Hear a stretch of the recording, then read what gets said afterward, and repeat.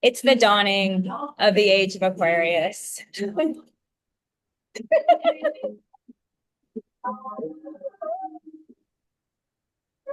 Good job. Oh my goodness. We needed that. There's We just so did. much energy in what we're looking at. Woo, it is. It is a lot of energy. So let me actually, speaking of the energy, let's see. I want to get this queued up for you guys.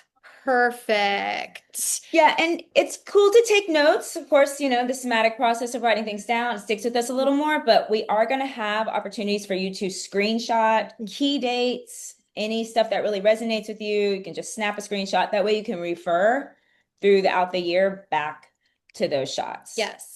And you will also be getting a copy of this recording. So don't feel like you need to write everything down. If you miss something or you want to refer back to the slides, you'll have that on the recording. So everybody will receive that link. So yes, so welcome. Welcome to the Age of Aquarius. And welcome to our oh no, it's not the midpoint. This title slide is not It's all right. it is the 2026 Yes. forecast. Yes. So exciting. Of all the slides that I edited, I forgot to edit that one. So we're just gonna Okay. we're just gonna Move on. move on. Dog. Great. So there we go. This one's correct. So who are we? You want to introduce yourself? Yeah. I'm here with the lovely Angelica Mcauley. And I'm here with the lovely Jane, Dr. Jane. We're so lucky to have Jane here. I'm Angelica. All of you that know me, I'm just so happy you're here. It warms my heart so much that I get to share all of this stuff with you. For those of you who don't know me, I am a queer mystic and I'm the founder of Positive Movement School. I work with astrology, numerology, ritual to help transform and align my clients' lives. And I am super excited Yeah. to be here with y'all. And I am Dr. Jane Bradbury. I work to integrate science and spirituality. I am also a guide and a healer in the lineage of King Solomon, certified through the Modern Mystery School. And I did not necessarily imagine myself when I was getting my PhD in botany to be a healer, but in actuality, I was driven to that really because I did want to heal the planet. And so I now work one-on-one with folks, as well as teaching classes, and serving as a personal mentor and guide, to help people live more fulfilled, joyful, peaceful lives. And that is really the foundation of the mission of the lineage in which I am trained, is world peace. So everything that I do is about empowerment, so that people have more power to live the lives that they want to live. Samesies. So that's obviously why we are an excellent collaboration. And I was just so thrilled when I invited Angelica to do this astrology overview with me, and she accepted, because I just absolutely love our working process together. Our collaborative process has been so much fun. And we just really want to help all of you, both, those of you who are logged in at the live and anybody who's watching the recording, to have greater power to navigate this year. It's a huge year. We are seeing not just once in a lifetime energies, but we are seeing once in a millennium energies. We are seeing energies we have not seen since the dawn of agriculture in humanity. So, like, and when we say that this is a huge turning point, we are talking the sort of revolutions that brought us the agricultural revolution, the Renaissance, these The sorts of Civil huge, War, even. yeah, these They're sorts of saying stuff is the Civil War. huge game-changing evolution of humanity, major steps for humanity. These are the energies. So, So good on you for being here. yes. You'll be a part of helping with the collective revolution, but also you'll be able to hold space for Mhm. everyone you love that is tripping this year. That is like, what is going on? Why is so much happening? Why is so much changing? And you will be able to refer back to this recording Mhm. to ground them, ground yourself, get centered, knowing that there is purpose Yeah. to all of what we're saying today. Yeah. And a big we all know the phrase knowledge is power, right? So a big element of personal empowerment is awareness. You cannot take an action you are not aware of. You cannot make a choice that you are not aware of. You cannot align yourself with an opportunity that you are not aware of. So, a big part of what we're trying to do today is to help you have that awareness of what's happening on the big picture scale, and also how you as an individual can contribute to the positive forward movement of humanity, the positive progression of humanity. Because one of the things that we're going to talk about a fair amount in this next hour, and that is really evident with the particular interactions of the planets this year, is that the outcome is not guaranteed.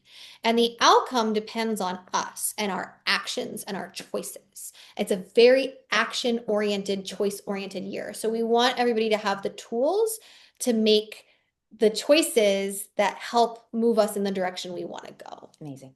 Well said. Love it. Beautiful. Okay, we're just gonna start with an energy breakdown of the quarters. I feel like the first 3 months, second, those 3 month intervals, the 90-day intervals, working with that looks like the rhythm of all of the things that are happening. We come in with a lot of water energy. This is a universal 1 year. We are moving out of a universal 9 year. So last year, 2025 was nine, releasing, letting go, closing up cycles, ending karmic cycles. This year, 2026, when you add those numbers together to get to a single digit, it is a 1 year. So we are in a new beginning, a new 9 year cycle. Last year was wood snake. It was yin energy. It was the snake energy, which is close to the earth, very meditative, but also shedding the skin, releasing. Then we're moving into fire horse. We're moving into yang energy. We're moving into action, action after that stillness of snake, really thoughtful, being attached to process. And now we're just like, okay, time to blaze forward. Let's Mhm. go, jump the fence, let's get wild.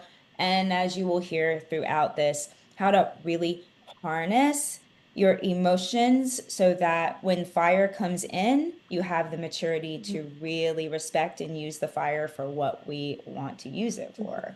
Guiding light energy.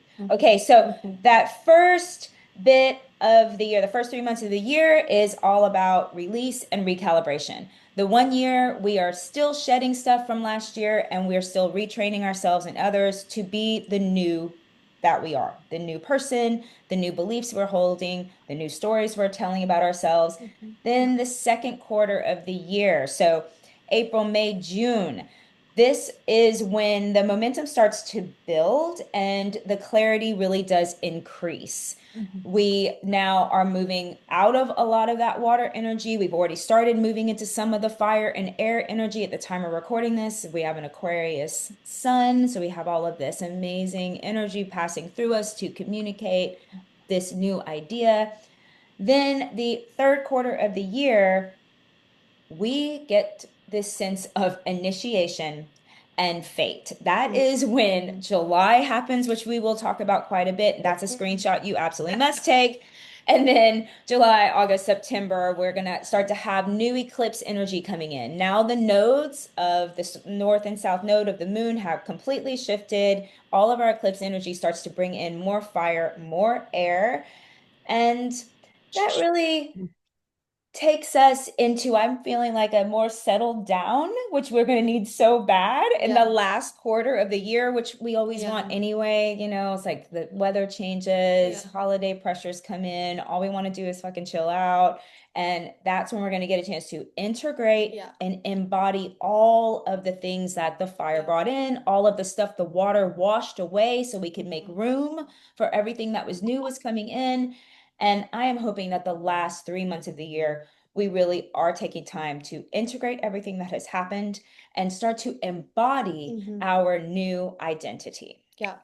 Yes, yeah. And that integration period is so, so important because that's when we build something new based off of a new foundation. So, the beginning of this year, we let go and then we receive. And then that when we receive that novelty, whatever it is, that novel stimulus, it creates change. Mm. And then we need to bring that change that starts inside of us into the external world. And that's really that integration period of time. Yeah. So it is very clear that the planets are giving us that at the end of the year. And it's not, in a way, it's a break, sure, but it's the time to actually put it into your life. Yeah, I have this thought. It's like this opportunity Mhm. to end wisely so that we can begin bravely. Yeah, I love that. I love that. Bravery is a huge aspect to this year. Um, Heartfelt bravery. Courage. yes. Courage from the heart. And we will talk about that. I'm trying to figure out where I want my little head window here to not overlap with the slides too much. So this is basically where we're going to go today in our talk with you guys in our little webinar today. So we are going to talk about how the elemental energy sets the stage. Overall, what I want you guys to see is we're really approaching this from a place of balance where we want to empower you with the knowledge of understanding what the energies are and how they weave together and manifest together. And then also kind of giving you some key reference points to watch for so that you know when these energies are being active in your life. Because how, again, I come from a biology background, right? So when I'm thinking, how is any individual organism going to behave? The first thing I do is I look at the environment, Mm, right? And when we look at an ecosystem, the first thing we actually look at in an ecosystem is the environment that everything is existing in. How much rainfall is it getting? How much sunlight is it getting? What are the temperatures like? What's the terrain like, right? And though that environmental piece is going to tell us what kind of organisms are going to come into that ecosystem. And the same is true of astrology. And so we are hoping to convey an understanding to you guys of what is the environment. If you think about the play, right? A play on the stage. There's the backdrop, there's the setting that where the scene is set. There are the players on the stage. There are the lines that are being said and the action that's being taken, right? And the lines that are being said and the action that is being taken is determined by all the combination of the scene, the scenery, where it's set, and the players and their personalities, their energies that are the involved, story that is playing the it. story that is playing out, right? So we're going to really look at all those different layers, and we're going to start with the elemental energy and how it's really setting the stage. Then we're going to look at some primary, the key astrological signs, their energies that are going to be dominant this year. Now, this does not mean, oh, I don't have any Aries in my chart, so this isn't affecting me. No, no, no, no. First off, everybody has Aries in their chart because when Angelica talks about the houses, you're going to notice that. But this is not about whether or not you are one of these Yeah, signs. not about sun Mm-mm. signs. Nope, this is actually just about the energy of these signs and how those energies are coming in to the to the soup that we're all sitting in, the broth that we're all sitting in. And those energies are going to permeate the collective, all of us, and their lessons and their strengths and their weaknesses. And then similarly, we're going to look at the key planetary players that are going to be the action agents in this year. And then the astrological houses are going to be actually directing the spotlight of that action. So, where are the specific areas of life that are going to be seeing this action? And then we're going to look at some noteworthy dates, and then we're going to kind of crystallize it all down for you so that you can take these big takeaways, and you can run with this year instead of being run by it. So that's just where we're all going today. And so let's start with the elemental energy because this is really the foundational energy. Oh my goodness, now we got a Yeah, guest. get it. Get it. Oh my goodness. Special event. He is the Velcro cat of the house. Okay, great. So I'm Scorpio sun, Scorpio moon, and I'm an Aquarius rising. So talking about water, studying water has been the theme of my life. I love water. Yay. And water element, when we think about it, this is feminine energy. This is reflective energy, receptive energy. This is about emotions, intuition.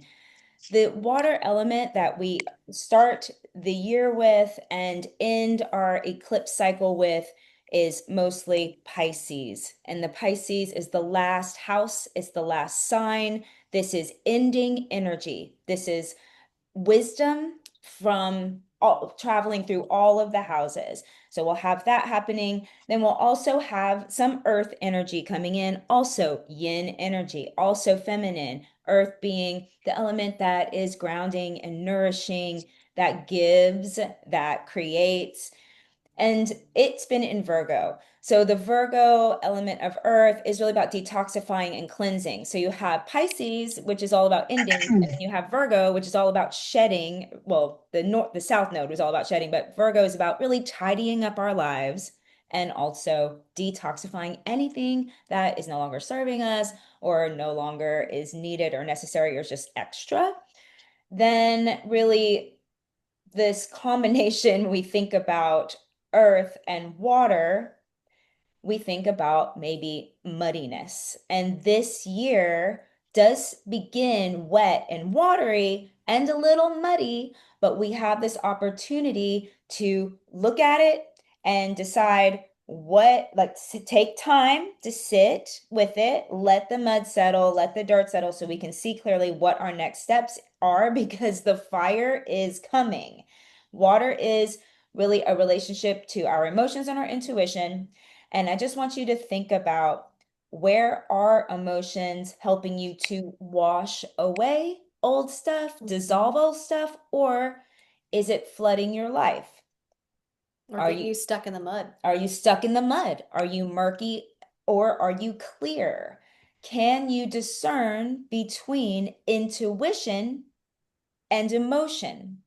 These are the two things that we're really working with when water and earth are combined with the energies of air and fire.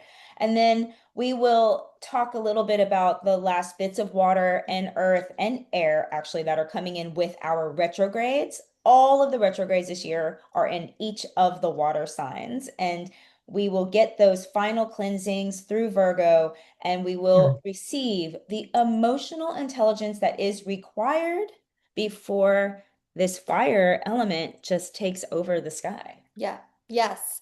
And so this is gonna come back up when we talk about in a little bit more detail what Mercury is doing, and what the lunar nodes and the eclipses are doing.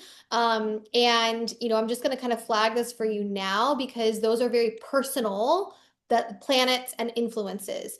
And what's incredible about this year is the concert, the harmony Mm, between all the planets. I'm getting a little ahead of myself here, but it really relates because each of the focus. planets, I know, each of the planets are really setting us up for making the personal transformations that are needed to move the collective where it's needed to go. And so those three Mercury retrogrades in each of the water signs That's incredible. I don't know the last time that's happened. And for, to have Mercury be working so actively in our interior, Mercury is the planet of the mind, Yeah. to be really cleaning us to be able to align with these larger energies. So just, we'll hear more about that, but I want to kind of flag that for you guys now.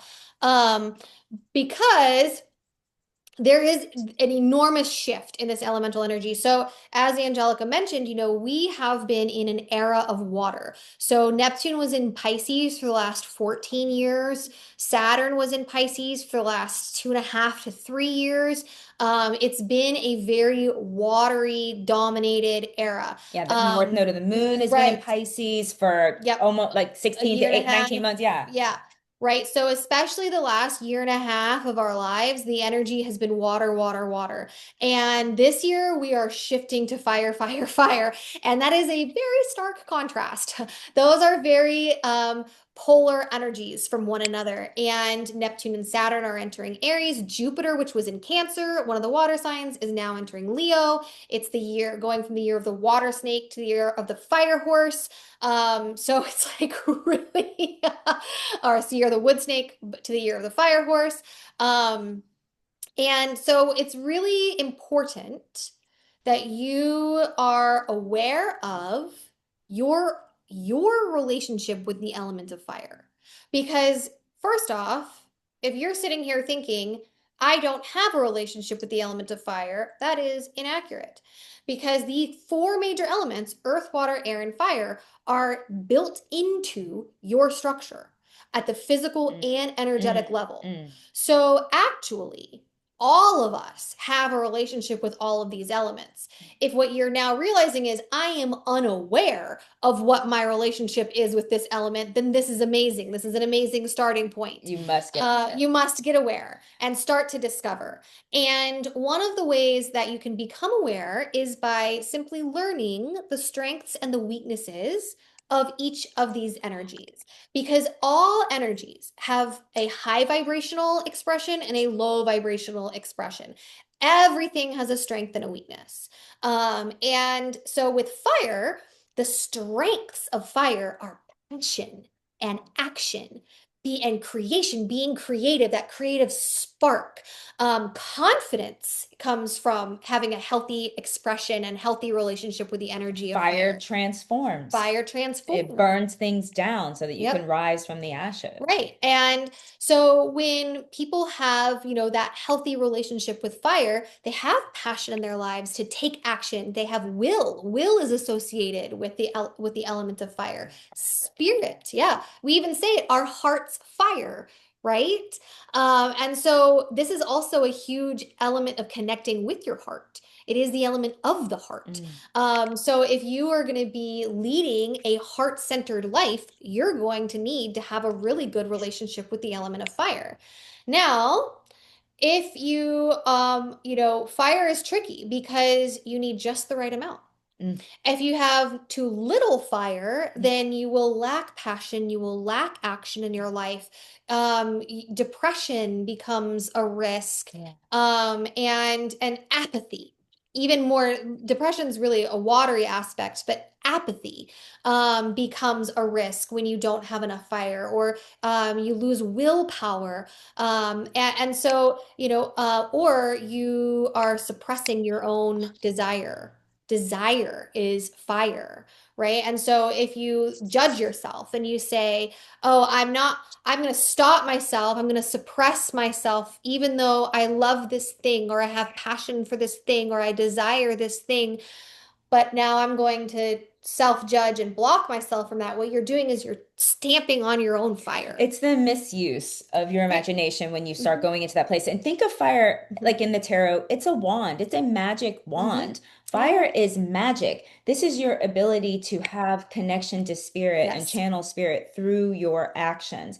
And it can be impulsive. So watch yourself, like, don't So the be. weaknesses of Right, fire. right. It can be impulsive. So, like, how do we make sure also it can burn you out if you're too in your masculine principle? You Mhm. could possibly burn out. So, we're looking to give you guys some guidance around being aware of this next year or this year Right. and working to keep yourself grounded. Yeah. I've been saying maybe we don't over caffeinate Right. this year, Yeah. especially during the big fire cycles of summer, that we Right. really remember that it's all about channeling that beautiful fire energy to Right. create something wonderful, to be bright, a bright light, but not to be burning ourselves out. Right. So are you dimming your light? Or are on another imbalanced expression of fire is really where a lot of those weaknesses come out, which is anger or rash behavior, action without thought, action without deliberation,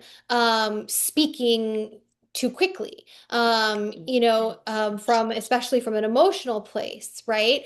Um, Jane, I liked how you were talking about the fire horse energy too, of being related to the chariot yeah, that's going to come up. and how we could be. Yes, Yeah. yeah. Or when people are out of balance with their fire, it gets destructive.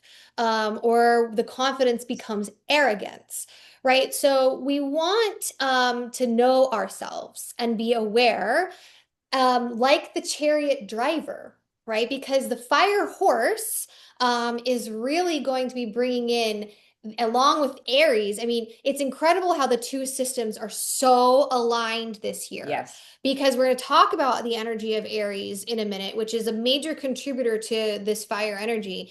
And it is a very action-oriented sign, and the fire horse is the most active force in the Chinese zodiac because it is the active element with the active animal.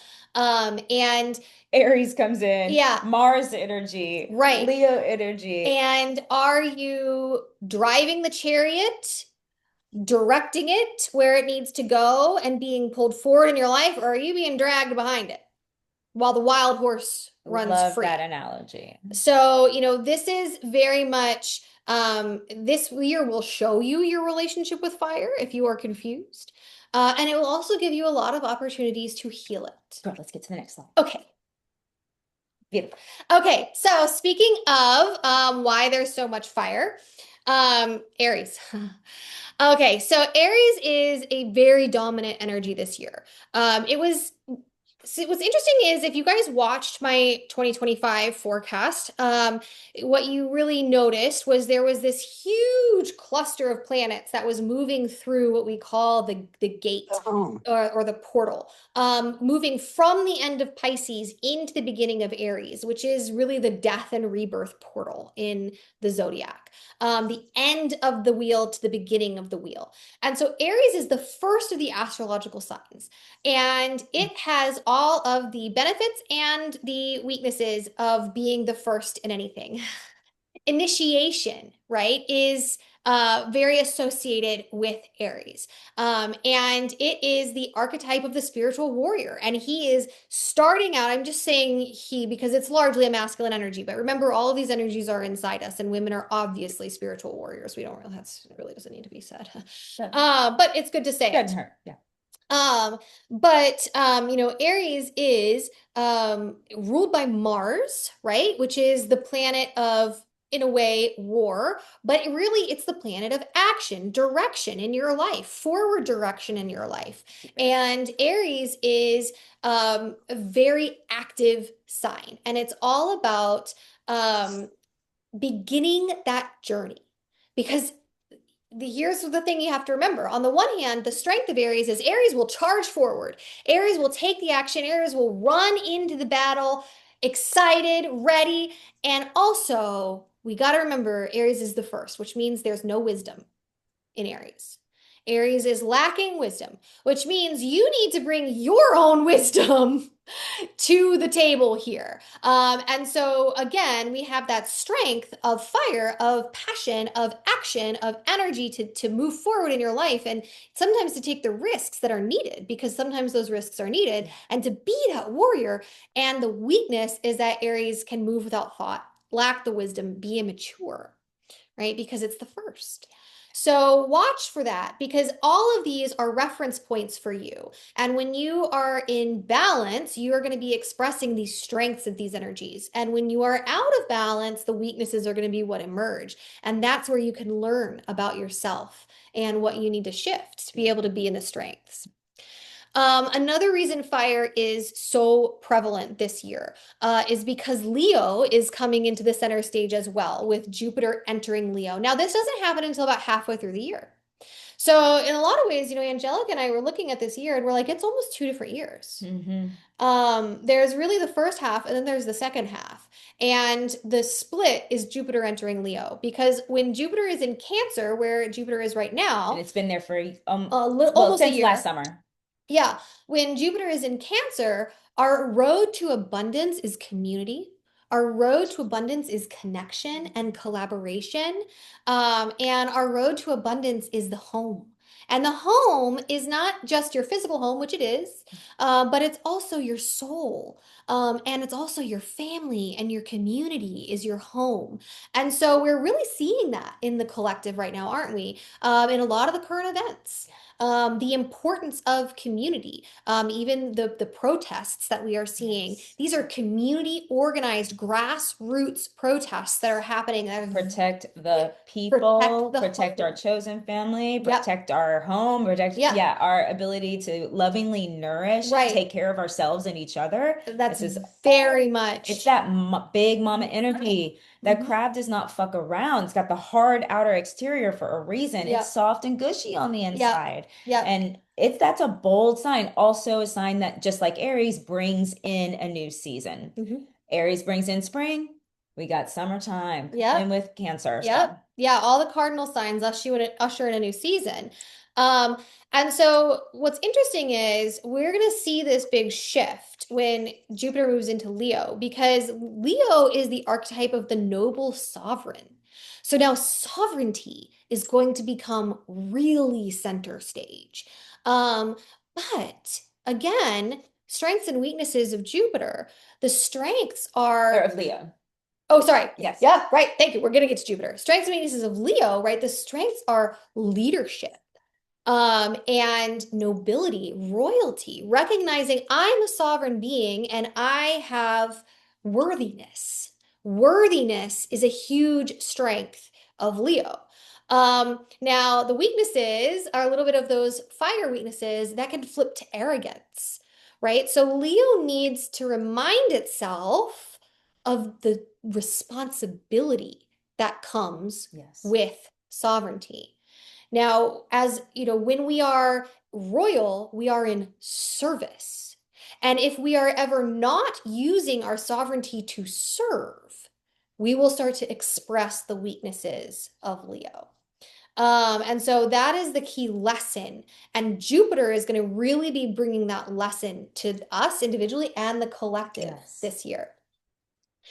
Now, Gemini. Gemini. We handed it over to me. Yes. Okay, beautiful. I get to play with air and water energies, of course, because I have my air sign rising, which we both have Aquarius in our chart. I'm sitting here, I'm like, I'm a Pisces sun, Aquarius, Scorpio rising, Aquarius moon, and I got the fire signs. There ain't no fire at this table, girl.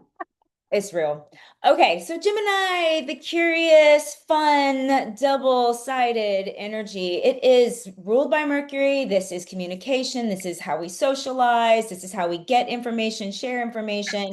And when we get this wonderful influx of both Gemini and some Aquarius energy coming in this year, it helps us govern our mind. It helps us think about how we're using our words, how Mhm. important intentional communication is going to be in shaping our new reality and Mhm. shaping our world. Mhm. It's always possible to go back and be like, oh, I'm sorry. I'm sorry I spoke too rash. I said Mhm. something totally that was out of character for who I'm wanting to become. That was my old self. I don't Mhm. feel that way. That thought was never actually mine. It was programmed into me. These are the things that we're going to have Mhm. the opportunity to Yeah. do this year is really decide what are we perceiving and how do we communicate those Mhm. perceptions. Also, Gemini is how we socialize. And I Mhm. think this year is going to be unexpected socialization. I really do believe that the big pieces of community and where we find community are going to inform Mhm. our year. So Mhm. go to new places. Gemini's curious, explore new things, explore new groups. We're always going to need to Mhm. network. We're going to need to know each other's names. We're going to need to rely on each other's resources. Mhm. So expanding our community this year is going to be really important. I think that Also, because of the Aquarian air stuff that's coming in and happening, because it is literally what that song was about in the Mhm. 70s, Yep. we are absolutely now finally stepping into the age of Mm-hmm. Aquarius. Fucking happening, revolution, let's go. This is an opportunity for us to really think about the future, engage with our future selves, start Mm-hmm. to envision and visualize a beautiful future, and get connected with the collective mind, Yeah. the hive mind. And this is, why Gemini is so important right now, because Gemini is really the relationship between your higher self and your lower self. The higher mind and the lower mind, those are the twins in Yes. question. Yes. And so Gemini will show you, where am I operating from my lower mind and where am I operating from my higher mind? And we're going to say this over and over and over again. It is mission critical that we are operating from the higher mind this year. Yes. Mission critical. Yes. No more wiggle room. There's been wiggle room in the past. We could get away with it. We cannot afford Yeah. to be operating from our lower self any longer. Got to keep ourselves Um, in check. and so Gemini is really coming in to bring those lessons, because that is what we master when we are in Gemini. Yeah, and it's an opportunity to really be a conscious creator. It's Mhm. just an opportunity to see how your co-creative practices are literally shaping your reality. Mhm. And this is that moment where, are you playing the victim? Mhm.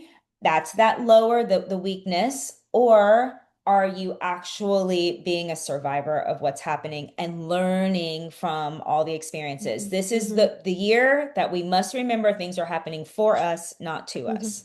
Yeah, good. Um, you ready? Yep. Okay, great.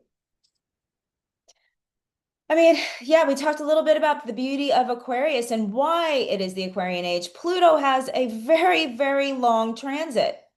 And it's finally moving completely into Aquarius for the entire year. Yep. And Yep. that's something we haven't quite experienced yet. There's been Mhm. some retrogrades. We dipped our toes back into Pisces and no longer. It is Aquarius flowing forward. And oh, Aquarians are total weirdos, you guys. Like it's real. Aquarian energy gives you this strength to be It's yourself. not a coincidence that we both have Aquarius in our big three and are sitting here today. No, we believe in all the shit. Like an alien can knock at the door right now. We'd be like, yes, come join the conversation. We're going to talk about aliens. It's a distinct possibility this year, guys. Not gonna I mean, lie. we always toy the idea, and a lot of astrologers Oh, talk about it, but oh. come on, The right? alien disclosures from Congress, Pop, pop, pop. more and more and more. Time of no more secrets. I'm getting ahead of myself. Yeah, that's fine, but it's good. Because it's It's Aquarius. it is. So trust your mind, work with your mind, investigate your mind, Mhm. and really allow yourself to hold on to that sovereignty, to be your individual, unique self. All the energies of this year really give us that push. Yes, the weaknesses are being an egomaniac, are being too far in the future and Mhm. not Mhm. staying in the present. The present is the only place we can absolutely make change, but we have to have a vision Yeah. of the future and align with that vision and make sure that we are not Yeah. using our imagination for ill Mhm. will and creating stress and anxiety and fears around the Mhm. future. Things are always bleak. It's planet Earth, it's Earth school. How do you use the wisdom and the experience to master your mind, your words, the stories you're thinking, your beautiful vision that you're creating, this collective vision of how we're moving forward? And those are the strengths. The weaknesses are definitely, I'm also going to say, just not being able to be told, being sort of Well, it's interesting, right? Because above it all. Aquarius is the fixed air sign. And so Aquarius has this inner conflict because air is the most flexible, most expansive, most changeable sign or energy. But the fixed nature is fixed. It's right there in the name. And so it's very interesting because on the one hand, Aquarius is that humanitarian scholar or that mad scientist, huge heart, huge humanitarian aspect to Aquarius. And yet the problem is their mind is so powerful that it becomes their master instead of the servant. Yes. And the mind is not the master. The No. mind is a tool. Yes. And when we lose sight of that, we become fixed in our mind. And when Aquarian energy is in its weakness, it becomes fixed, very mentally rigid. And that actually then closes off all of the gifts. Yeah, the potentials, the possibilities. Mhm. And so remind yourself whenever you do get in a place of like, no, this is my mind is made up. Check in with your heart, Yep. check in with your body, check in with your collective before you just make this very all mental decision. Yep. We need to remember there's so much more than just the Yep. decision-making process. We also need to decide from a that's aligned with a beautiful future, but also with our soul. And look at how these four energies, which are the four dominant signs of the year, work together. Aries, driven by the heart fire action. Leo, standing in my worthiness as a royal servant. Heart fire action as a royal servant to humanity with the Aquarius energy, right? That humanitarian and discovery, finding something new and leaving behind my comfort zone. And then Gemini coming in to give you the mental flexibility to say, hey, don't close down your mind. It's time to expand Yes. and Stay accept new things and stay curious. curious. And look at how those four energies give us the recipe for success. So Oh good. my God, it's almost like it's real or something, guys. Oh, good. Okay. Back to water. So we are swimming in the retrogrades. Anyone who knows about retrograde understands that the RE, review, revise, recalibrate, definitely to reconsider all the things that are happening. And we have our first retrograde happening now, like February, March. That one's going to be Pisces, Aquarius. That one is going to be all about, again, the endings of things, the disillusion of things, but We're it's gonna get to them. it is an opportunity to come back in within and really think about what's happening. This is not about taking action during the Mercury retrograde. Then we have our second one happening in summer. We have our third one happening in fall. The first one is Pisces, the second one is in Cancer, and the third one is Scorpio, Libra. So it's really these Mercury retrogrades. How are we really gaining emotional mastery Mm-hmm. so that we can harness the beauty of our emotions Mm-hmm. and move through these retrogrades and we pop out the other side with more Mm-hmm. clarity, more vision on where we're going to put our action taking energy. And one of the things too to remember about the element of water is it is the element of purification. Mm. Water cleanses. Water cleanses us. And so, what these Mercury retrogrades are each going to move us through is the cleansing, internal cleansing process that we need to go through Yeah. in order to be able to align with the larger collective energies and push us forward. Emotional healing. Yeah. It's tears of joy, tears of sadness and Hmm. grief, tears because you're just feeling all the things Hmm. because they're going to be feeling all the things, especially if you're on this call. You probably are very empathic, very sensitive to what's going on around us, both in our close world, but then our external world. And I do feel like all this water Yeah, energy is again clearing things out so we can make room for all the new absolutely. energy coming in. Absolutely. So, let's talk about the planets, okay? Because obviously, the reason that these signs are so prominent is because there are some key planetary movements happening in these signs. And that these planets are going to be moving these energies in our lives in particular areas that the planets have influence over. So, Neptune entering Aries is a huge one. Now, what's interesting is you're going to probably feel some familiarity with all the themes we're talking about for the next rest of the presentation because Yes. this all happened last year for a little bit. Yes. Last year was the preview. I know everybody's like, yay, 2025 is over. And I'm like, oh, that was the preview. This is the movie. So, um, so last year gave us little tastes of each of these movements so that we could learn, Mm, so that we could be prepared, mm. and so that we could be aware when the big shift happened. So Neptune entered Aries last week. on January 26th, so a week ago. And it will retrograde in the back half of the year. But even when it retrogrades in the back half of the year, it will stay in Aries. It will not slip back into Pisces. So it is staying in Aries for the next, what, 15 years is how long Neptune transits. Um, so, this is a really big wake-up call. So Neptune is a very spiritual planet. Neptune is the waters of the cosmos. Yeah, it was at home. It It was in was, its home sign right, for the last, what, 16? 14. 14 years. Yeah, yeah. And so Neptune is really calls us to dream big dreams. Um, and in its strengths, it is a visionary planet, and it is the planet of spiritual awakening and dreaming. And intuition, it is the planet of that governs the other side of the veil, along with Pluto, because Neptune is the god of the sea, right? And then in its weaknesses, it's illusion, and divorce from reality, Mm, mm. disassociation, too much dreaming, right? But so when Neptune enters Aries, it's water meets fire, and it is a very abrupt transition, and it's a big wake-up call to humanity. Um, Spiritual integrity is going to become enormously important. So and you're going to see the theme of discernment pop up over and over and over again this year.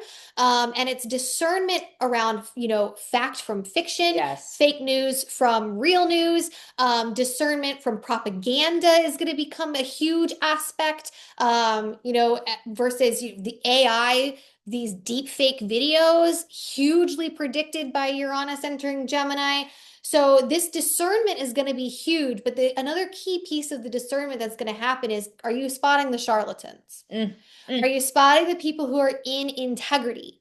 And are you yourself in integrity? And so spiritual integrity is going to become mission critical. And wherever we are not in spiritual integrity, well, Saturn's going to come in. I'm going to talk about Saturn in a minute.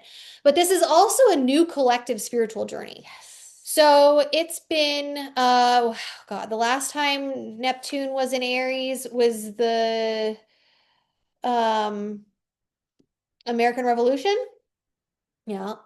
So, right. So we have which wasn't actually really related so much to the American Revolution. That was really other astrological aspects. But what was happening at the time was the Enlightenment. And so there was a huge spiritual revolution that was happening at that same time, away from also the Protestant Reformation happened when Neptune was in Aries. So we see these huge spiritual shifts that happen when we as a collective enter a new spiritual journey with Neptune.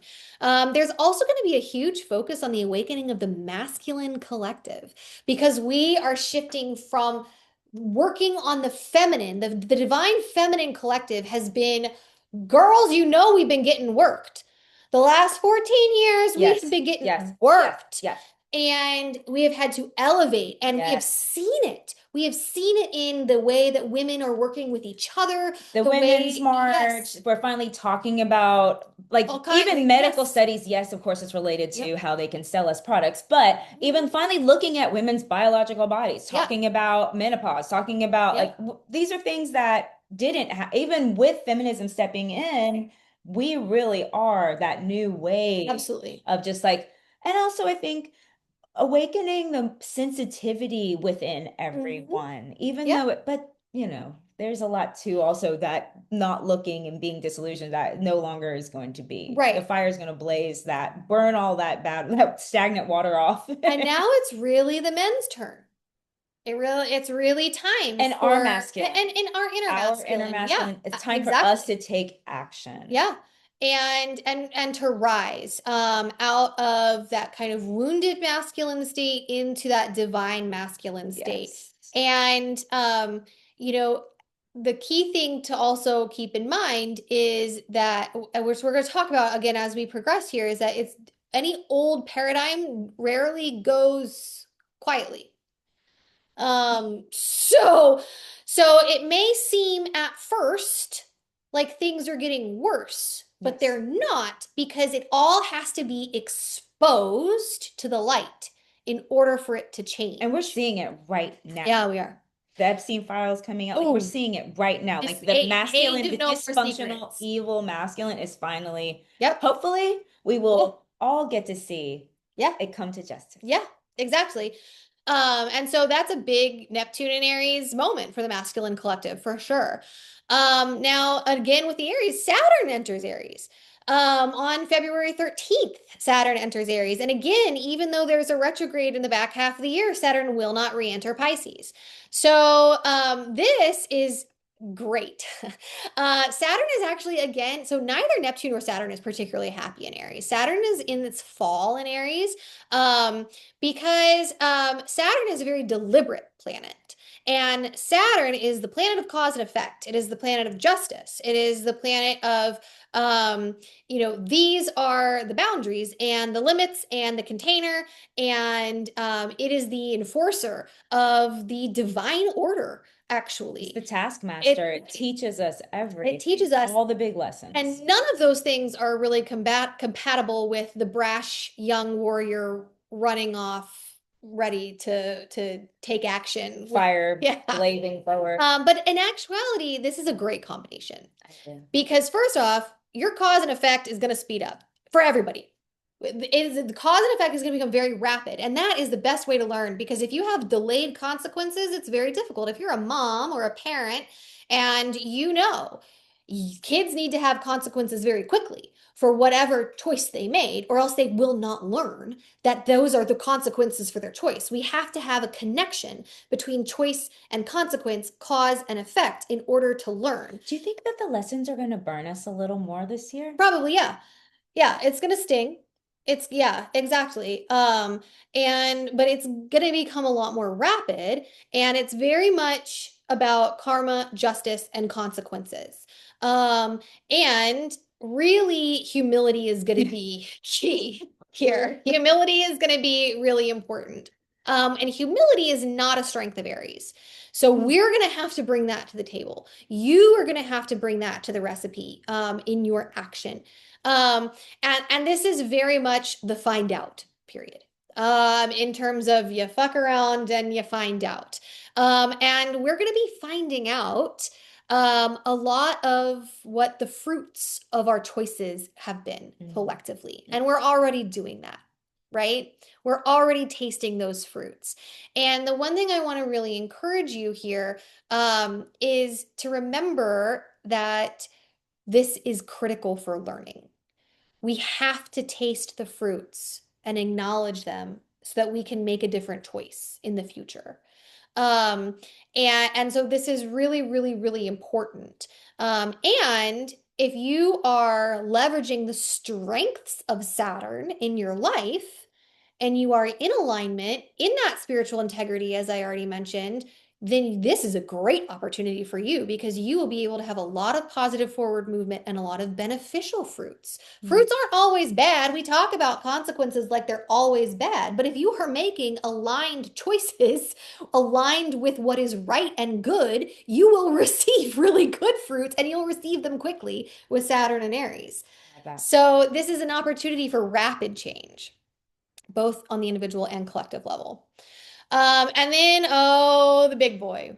Uranus is entering Gemini. Ooh, this is exciting.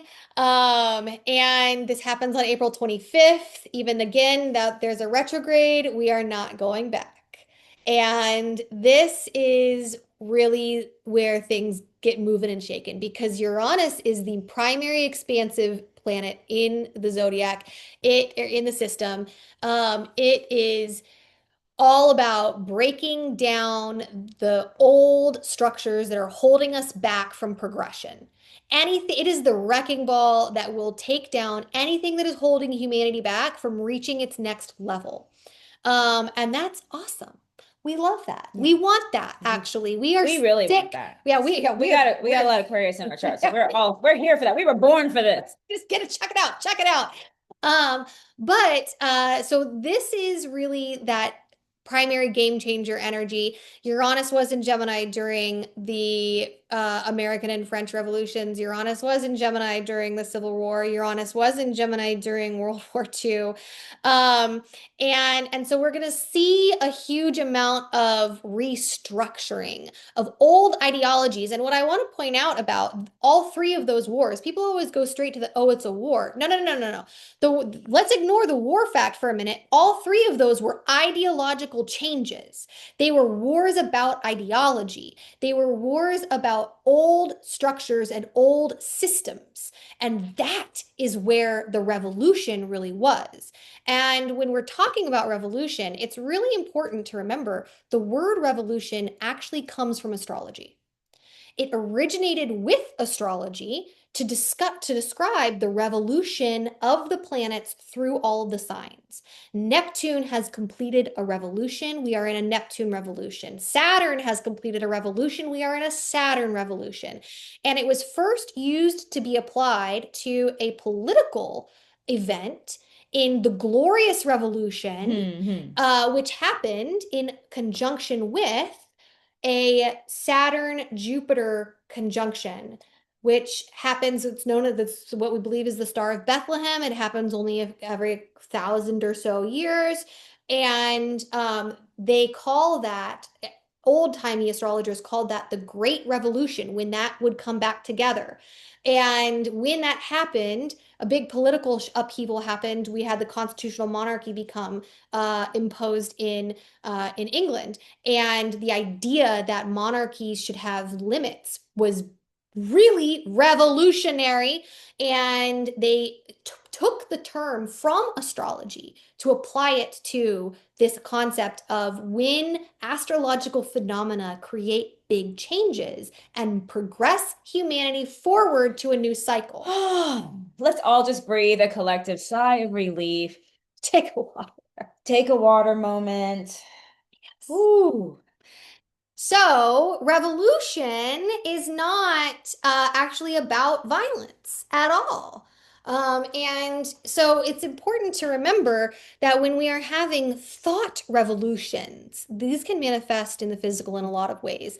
And what Uranus entering Gemini is really about is the time of no more secrets. Huge revelations, huge disclosures. We're already seeing that. We already got that taste. Last year was about so many disclosures. Uranus was in Gemini for about half of the year, and during the time Uranus was in Gemini last year, we had all of the stuff about aliens disclosed by Congress, and we had the Epstein files start. So there's a lot of disclosure that's going to be happening, and also a big focus on relationships because Yeah. Gemini is inherently a relational sign between institutions, nations, sectors of society, and the relationship between the higher and the lower self. The other thing that we're going to really see is this is where that education, discernment, and enlightenment become mission critical. Yes. We're going to see attacks on higher education. We're already seeing attacks on higher education. Yeah. That also happened when Uranus was in Gemini last year, right? The whole drama with Harvard, and on and on. It's happening And locally too. it's happening locally. It's happening right. And so the attack on discernment is going to ramp up. And Uranus and Gemini is going to insist that we build our own discernment. And we're going to talk about how we can do that in a little bit. So, um, are you Jupiter? Please tell me you're Jupiter. I can take it. I will take Jupiter. You talked a lot. So it happens when you have a PhD on your side. That's like you're Jupiter, right? If you're talking a lot, I'm happy to take Jupiter. Jupiter, this giant planet, our giver of gifts and luck, the expanding planet, a planet that is ruled by Sagittarian energy. So this is this opportunity to expand our energy, and we are moving from that protective, aggressive, intuitive, sensitive Cancer energy of water in July into Leo, the playful, loud, like you said, royal, sovereign being. When Jupiter enters Leo, things are going to lift. They're going to brighten up. They're going to liven up. Things really, I do think we're going to hear from leaders. People are Hmm. going to take leadership Hmm. roles. Yeah. It's going to be so important that we all use this energy to find a way to use, step up into the light, to be a guiding light, Hmm. to remember that our leadership does, it happens in the little, the micro, and we'll see it happening in the macro. So Hmm. when Jupiter enters Leo, the energy is going to shift really drastically. And we'll hopefully start to feel a sense of fire in our guts, courage in our hearts, guiding us forward, the ability to open up our throat chakra, speak our truth, Hmm. and allow that truth to not only be heard, but be received in a way that affects our Hmm. reality. Yeah. So, first Hmm. half of the year, I love this, right? We have this community as the foundation of abundance because the first half of the year is all that Cancerian energy, the big, big Jupiter. So, any of y'all that have Cancer in your charts, you have had Jupiter working on Hmm. wherever that is in your house placement. Second half of the year, all of a sudden you're going to be looking at your chart to see where you have Leo and what house Hmm. that's in, and that's where it's going to be activating your personal chart. Hmm.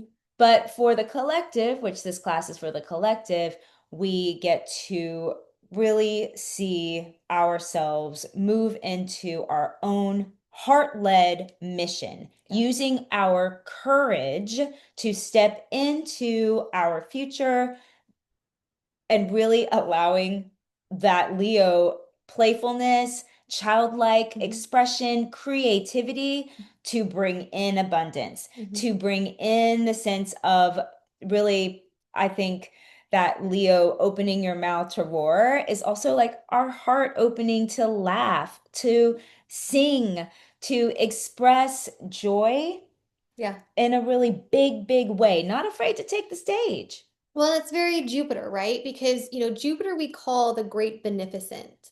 And Jupiter is known as like the good luck planet.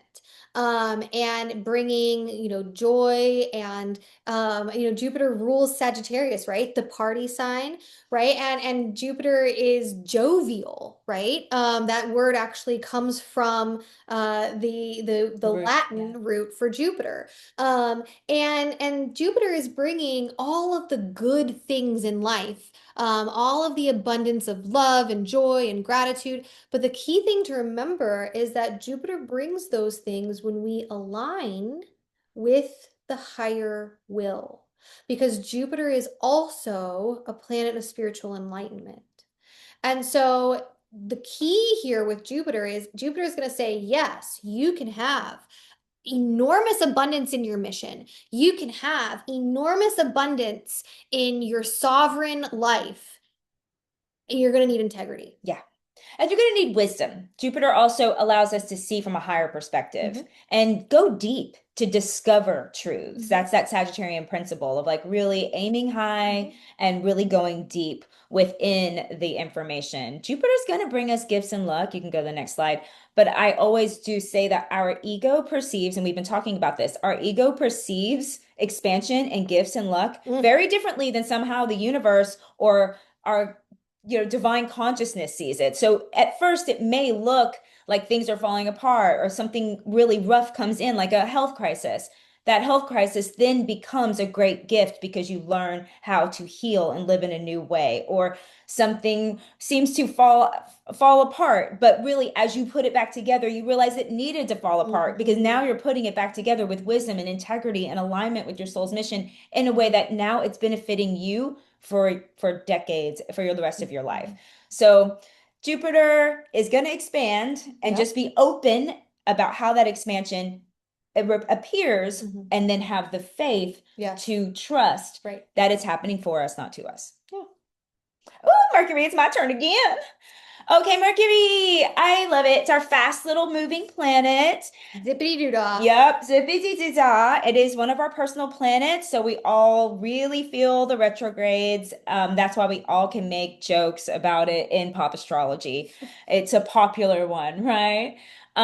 Mercury is how we communicate, it's how we use our mind, it's our thoughts, it's Mhm. again social activities where we're giving and receiving information. Our retrogrades, when Mercury goes retrograde, that's when we all, oh, the tech is a, oh, miscommunications. Yeah, that's real.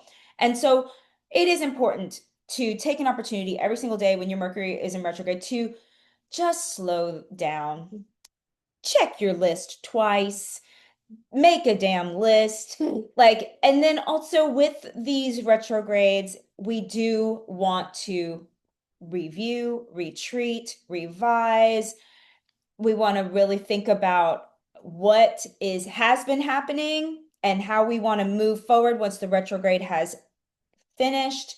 The first retrograde, it's going to help break mental rigidity. Mhm. It's going to open our awareness to the spiritual realms. Mhm. That's Pisces. Mhm. Pisces is going to dissolve any of those boundaries. That's that breaking of mental rigidity. And then we also get this opportunity to use our dreams, to use meditation, to go into different realms, the astral realms. Mhm. You have that wonderful class. I do. I scheduled astral travel during this Mercury retrograde for that exact reason. Perfect. Mhm. You can do dream work during this time. This is really when we get to step into high priestess mode and receive messages Mhm. from all of the other realms, interior and exterior. And so do work on multi-dimensional Mhm. Being. perception, Yeah. multi-dimensional receiving. Mhm. This is our opportunity in this first retrograde. The second one in summer, our Cancer retrograde. Again, this is like home, this is family. So this one is going to be about finally getting that emotional clarity that we need. The emotions now are no longer going to be clouding our vision. During that retrograde, step Mhm. back, retreat, take time to take care of yourself. This is a huge, huge self-care time in Mhm. summer. There's just so much happening in July that self-care is going to be, again, critical. Yep. We're using the word a lot because it makes sense. And then also, we're going to be able to separate anxiety and fear. That's Mhm. our mind, misuse of our mind, and really begin to trust our intuition. What is intuition? What is fear? That's going to be coming clear to us. Also, healing our emotional Yes. drivers, healing through emotion and healing what is driving our emotions, our emotional triggers, our emotional traumas. Everyone's going to be going through it, y'all. Mhm. So you're the one with the information. You're the one that's going to be able to help nurture and ground yourself and those around you that are going to be going through some major emotional clearing this summer. Mhm. Then Scorpio season, we have a retrograde in Mercury and Scorpio that will also go back into Libra for a minute. But that Scorpio time, this Mhm. is deep magic, deep, deep healing of shadow work. Yeah. This is subconscious purging because it's the consciousness. Scorpio, it's going to take us down deep so that we can do deep subconscious purging Yep. through this communication. We're going to be able to reveal those triggers, look at those triggers, and really do the shadow work that's going to be required so that our choices, Mercury, the mind, Gemini, this is choices. Our choices come from our truth, Mhm. from alignment with our future vision, and from alignment with our soul, our Yes. spirit. And if you think about, like let's kind of review what the planets are trying to get us to do. The planets are sitting here and they are saying you need a new mental paradigm. Mm, You mm. need to open your mind. You need to focus on the higher mind. You need to focus on higher education in a new way.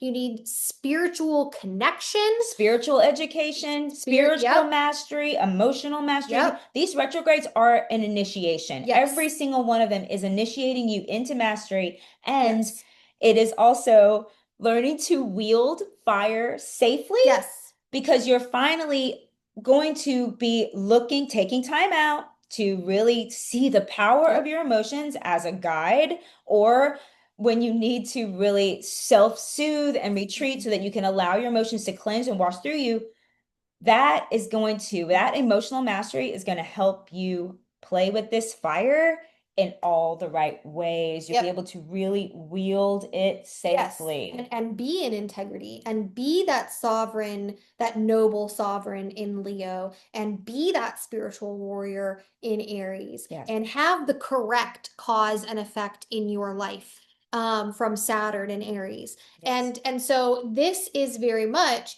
these three retrogrades are the personal process that everybody needs to go through so the collective can progress. Because what this is telling us is in order for us to progress, we need to be receiving from spirit, retrograde 1, and aware of our multidimensional nature, retrograde 1. We need to heal our emotions and we need to stop being driven by our fear and instead be driven from our intuition, which is spirit. So we need Retrograde too. retrograde 2, we need to heal our emotions. And retrograde 3 is we need to purge our subconscious. These are the three things right now. Mercury is telling us, why is humanity sucking? Because we are not connected to spirit. We are living from our fear and emotion, and we are being controlled by our subconscious shadows. Boom. Yeah. Right there. And so, if we want the collective to move forward, every single one of us has to do this work. And there's always more work to do. I will be doing this Oh, work yeah. during these retrogrades. 100%. Absolutely. Because if you think about it, guys, what we need to do is we need to raise the average. We need to raise the baseline vibration. And you can raise an average a few ways. You can cut out some zeros, or you can raise the highest points as well. Yeah. So this is the trick, is we can always continue to evolve. We can always raise our own vibration. And every time I raise my vibration, I raise the vibration of the collective. Yes. And I can either spend my time telling everybody else they need to change, or I can actually just change myself and raise my own vibration. And think about it in the way that, yes, vibration, but also these are water signs. So think Mhm. of it also as ripples. Yeah. Rippling out Yes. as we shift and do the work and the shadow work within and the conscious work within. We Mhm. make these powerful choices, these aligned right choices, Yeah. not from a place of fear No.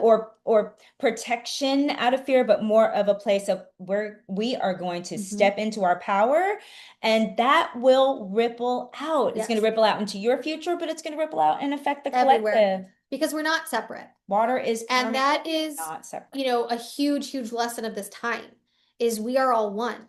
And so when I shift in my subconscious, I shift the collective subconscious of humanity. When you shift in your subconscious, you shift the collective subconscious of humanity. And so this work is so, so important. We literally can change the world by changing ourselves. Next slide. Woo! When we first decided, when she first invited me to do this, I was like, oh, yes, we have the nodal shift, all the eclipses. And this was really what I focused on when I first started working on my notes, because I just feel like eclipses are such powerful portal moments where we really shake things up and we have these opportunities to take quantum leaps. And I'm a big believer and supporter of baby steps. Mhm. Baby steps help us integrate slowly and really learn the lessons. Eclipses are not about that. No, this year is not about that. This year's not about that. Mhm. It really is, there can be these moments that are major quantum collective shifts, Yep. but also let's talk about it for ourselves. Mhm. So we come in the first half of the year, we have been the North Node and the South Node. The North Node is a point on the moon that affects all the eclipses, but the North Node brings us to the future. It's calling in our future self, and then we have the South Node, not to say too much because I'm trying to, I know we're already over time, but we are way over we're time, just gonna guys. keep going. You will get a recording, so if you have to hop off, love Yes, you. but there's so much. We're doing our best. Yeah, yeah, there's a lot. So the South Node is all about releasing, letting go, and shedding. We've had it in Pisces. We have it in Pisces. So the North Node is that dreamy endings, dissolution, really moving into a spiritual Yep. future. Mhm. And then the South Node is Virgo. It's been detoxifying, it's been streamlining, it's been tidying old karmic patterns. Now all of a sudden, right, we have our eclipses that we're going to keep working with. Then in the second half of the year, those nodes shift. So first half is release and healing. Second half, they move into Leo and Aquarius, air and fire. We're moving from earth and water, both yin Mhm. nourishing signs, into air and fire, both yang, active, Mhm. thoughtful, logic, out of emotion into logic, out of meditation and prayer Into into action. action. Hmm. And all of a sudden, we find this identity and courage Hmm. moving forward. It was like, who am I? Yep. What's my role to play? And Yes. I now have the courage to take Yes. action. And not just who am I, what's my role to play, which is that foundation, right? But how do I then want to take that to serve humanity? So what I love about all of the axes, the pairs of signs, is they hold the key to unlock the gifts of their complementary sign. Leo is royalty and worthiness. And in order to serve as the king or queen, you need Aquarian humanitarianism. To think You about the bigger picture, think the about the bigger future, picture the and the collective. collective and the general well-being. And in order to actually be in humanitarian service in Aquarius, you need the royalty of Leo to say, I am worthy to serve Yeah. and So I have something to give. So that first half of the year is about we are still there, okay? We are still in surrender mode. Surrender to spirit, surrender to source, allow it to guide us forward. We might not be able to see clearly through this muddy water that has been going on, but if we take the hand of spirit and allow it to Yep. guide us Mhm. through this first half of the year, we will be given all of the doors open that we need to go to, given all of the opportunities to really step into this higher spiritual realm, receive our message, Mhm. heal our body, Yep. heal the systems, do all of that work. So we're moving from surrender and then we go into self-expression. That Yeah. Aquarius, this is me, this is my identity, this is my road, my path, this is the higher vision, the collective vision. I know this can revolutionize and make things better with that Leo sovereignty, self-worth, Mhm. being the great leader, knowing what next steps to take, hopefully with playful, joyful action. This sort of is the shift from the first half of the year. We're purging old habits. Mhm. We are going to focus on our health and our nervous system. You guys, meditation, Mhm. spiritual action, Yep. spiritual wisdom, spiritual guidance. This is Spiritual tools. spiritual tools. Critical. Absolutely. This is how we're going to, and emotional tools too, to Yeah. help us really center our nervous system. That is huge right now. And then endings. We're ending and washing away things and tidying everything up, letting old stuff go, old trash, old shit go, so that we can make room for the new. We're making that space for fire and air. So our identities get ignited so that we are stepping in and being visible and being a part of the change and showing people through our right action, Mhm. not telling them. That's Yep. the not good part about Aquarius and Leo. Instead, we actually show Yes. them. Yes. We take actions that are aligned and we're like, this is how we're doing it. We're doing it. This is, let's go. And then through that visibility, we are releasing old, outdated ways of showing up in our chosen family and our collective and our community, and we start to create community in a whole new way. And that's why I'm Mhm. like, say hi to your neighbor, know who you're meeting, know who you're talking to. All of our resources are going to start to really integrate and take place to support us as we move through this. And we must have the courage to be seen, to be heard, and be a part of this revolution. And that's that Leo, that's that Leo bravery, the courage of the lion, Yes. to be seen. And Jupiter in Leo is demanding that we are seen, and visible in our power. So beautiful. So I love this. Yeah, as you're moving through, I'm just going to say those March portals, Yeah. that is definitely about clearing the past. And then our summertime activates that future fire, you guys. Yes. So we have some not just planetary, transits, right, where the planets move into new signs, we also have some planetary interactions that are going to be really significant when planets come together and interact with one another in the sky, and their interactions create energetic opportunities. So the first one is a huge one, which is Saturn conjunct Neptune at 0 degrees Aries. And the last time Saturn conjuncted Neptune at 0 degrees of Aries was during the agricultural revolution. It was 9,000 years ago. It's amazing. Wow.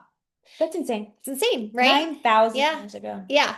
And 0 degrees is like the initiation degree. It is the portal degree. It is like the degree of potential. It is pure potential. And Aries is pure potential. So it's just so much potential. And what we're about to shift into is showing you how what the planets are telling us is that this pure potential requires active participation by us. The quantum field is pure potential until we focus on an outcome and then it becomes manifest, Yeah. right? And so we must have conscious participation in the potential in order for us to move this where we want it to go, internally and externally. And so this is happening February 20th, but it's going to have a long period of effect because they're both slow moving planets. This is a really massive wake up call. I mean, if you haven't woken up already, here comes Saturn and Neptune conjunct in Aries. And what it's really going to be showing us is Saturn is going to be showing us what are the consequences of ignoring spirit. What are the consequences of ignoring Neptune? What are the fruits that come when we live as if spirit is not real? When we live without receiving from spirit, when we live as though this physical existence is all that there is, what are those fruits? And remember, the planets teach through experience. They don't teach by like picking up the phone and being like, ring, ring, hey girl. No, they're going to teach you by running you into it and having you experience it and having the collective experience it. Um, and it's also going to really, really start people really wondering, who are we? We're not, are we just animals? Is this all there really is? Yeah. Are we spirits Are we having a human experience experience? having a human? What are we? Who are we? Where do I come from? Where am I going? What is my purpose in life? These are the core questions that the soul of humanity is going to be grappling with. So if you, just to jump ahead, if you actually start really working on those questions and creating a spiritual practice and a spiritual foundation for yourself, you are going to be so far ahead, in the collective in this process. And then we've got some really exciting stuff happening in July. Here comes July. Dun, dun, dun, dun, Here dun. comes July, you guys. Guys, July, I'm okay? like, I gotta get some sweetness. I gotta take a sip of tea for July because For holy real. shit.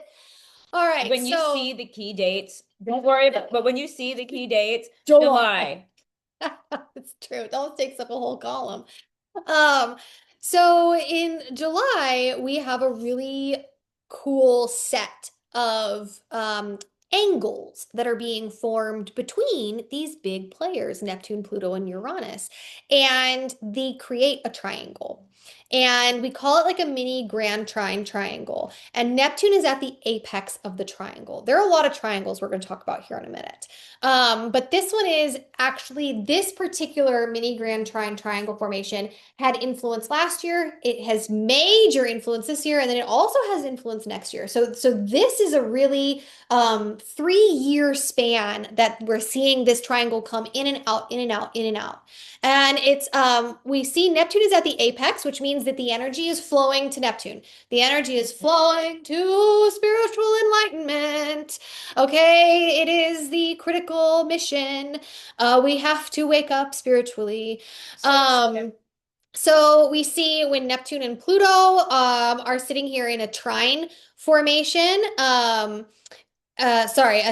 sextile formation, then we are seeing this transformation of religion, beliefs, and society. Uranus to Neptune, we see this cultural renaissance happening. The last time this happened, this was literally the Renaissance. And then with Uranus to Pluto, this opposition here, okay, it says it's tense, a tense aspect, we see this revolutionary cultural and technological change. This is an enormous turning point in how we relate to reality and therefore how we construct it. Because one of the things that the planets are trying to get us to really realize is that all of these things that we say, oh, that's just the way it is, no, we made them up. If it is not part of the natural world, we made it up. Yeah. Money, we made it up. Government, we made it up. Oh, the legal system, hey, we made that up. All of this is constructed from human belief. And if we change how we relate to reality, we change those belief systems, we will change the reality we are making. And so this is a huge aspect to this formation is really reminding people, wait a minute, holy shit, we made all this up. I don't like, what if I don't like it? You know what? You can make up something else. Yeah. Yeah. And so then here we come back into July. July doesn't have just one triangle, it has four. So it has actually two of these mini grand triangles and then two what we call wedges. And all of these are happening from a bunch of what we call trines, sextiles, and oppositions, which create the base of the triangle. And so Jupiter comes into this July as well, comes into this mix. Jupiter is going to trine with Neptune on July 20th. Jupiter is going to be opposite Pluto on July 20th. Jupiter is going to sextile Uranus on July 21st. So July 20th and 21st, just chill out. Chill out. Just meditate and breathe and let the process happen. Because we're gonna have but each of these, because they are slow moving planets, it's really going to be a window of time across the whole month of July. But it's going to really peak at that July 20th, 21st, which is also, interestingly enough, when the sun will move into Leo. Yeah, a lot. So Jupiter and the sun will also be Yeah. working together Yes. with extra Leo energy, Yep. extra fire, Yep. power. And trines are our most powerful, harmonious aspects.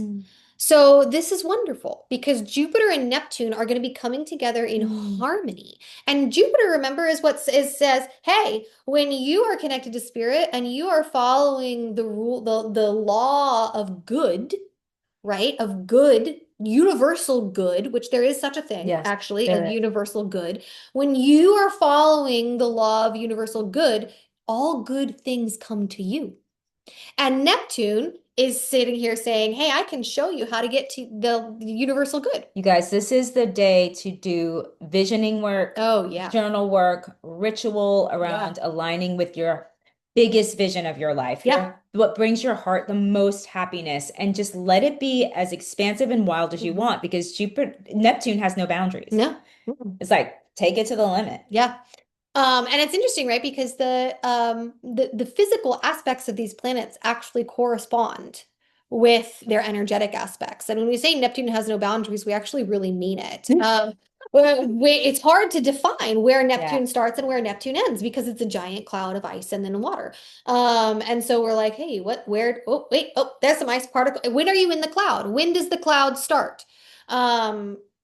Interesting. So big spiritual awakening. Big spiritual awakening there. Oppositions, however, are very tense aspects. And it's a tug of war. Who's coming out on top? And it often is one contradictory aspect of one of the energies fighting with the other contradictory aspect of the other energy. And so Jupiter is going to be sitting here wanting you to expand, and Pluto is going to be saying, hey, it's time to die.